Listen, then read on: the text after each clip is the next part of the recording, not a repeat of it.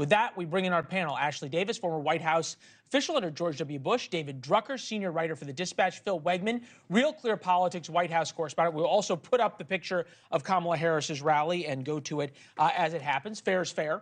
We've taken Donald Trump the past couple of nights. When he has been in our hour, we will take Kamala Harris as well. Phil Wegman, start with you. Is there a certain strategic ambiguity to her campaign?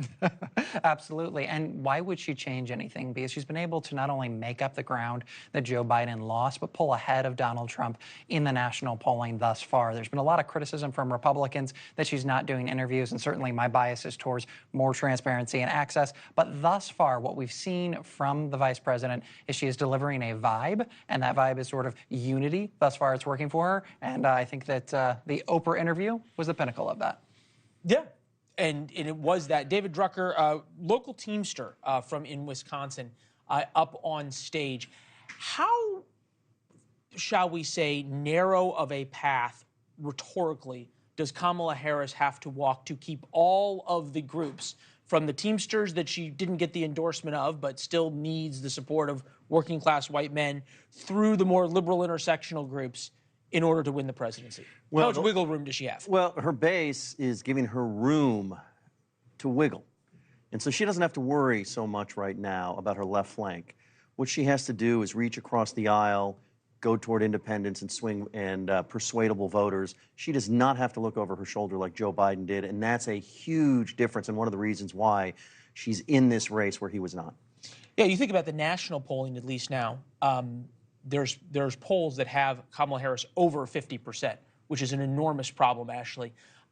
For Republicans, we don't really see Republicans point out very much this attempt to cross over into the middle.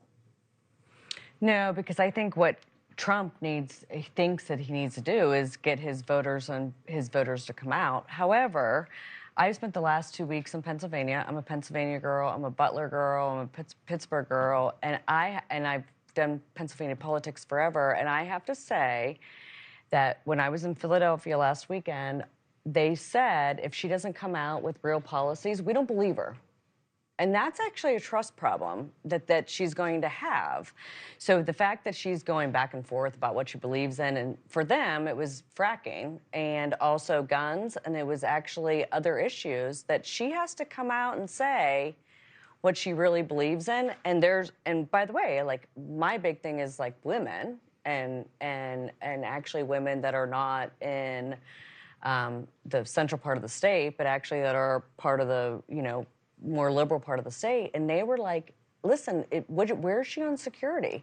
Where is she on the border? And we don't believe her, what she's saying. So listen, wait, just 1 second. I'm saying that she has a movement, and she still has a movement, and it hasn't ended, but it's starting to end.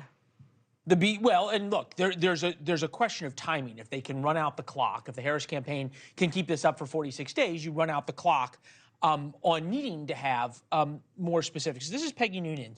A few ideas why Harris may not be willing to offer more substance. Not that interested in policy, figure it out later. Doesn't want you to understand where she stands. She's a progressive just like Joe Biden, or more progressive than Joe Biden.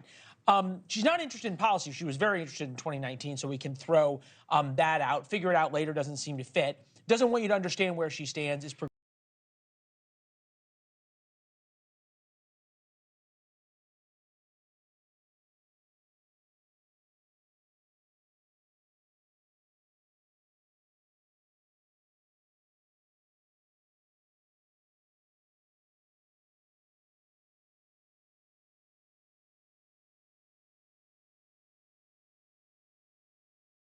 down on substantive things like you just mentioned, whether it is specifics on national security. I think that you identify something correctly, though, Leland, because when you look at Harris, what she has going for her is money, momentum, and the Democratic machine. The personality at the top of the ticket doesn't matter so much, as she has been able to step in, be the heir apparent and savior of Democrats, and go to the donors, big tech, the grassroots, and say, all right, guys, get off the sideline, because once again, I'm going to deliver you from Donald Trump. Thus far, at least with her core supporters, maybe not the independents and moderates who will swing this thing in the end, that's working. Thanks for watching. Go to joinnn.com to find NewsNation on your television provider. And don't forget to click the red subscribe button below to get more of NewsNation's fact-driven, unbiased coverage.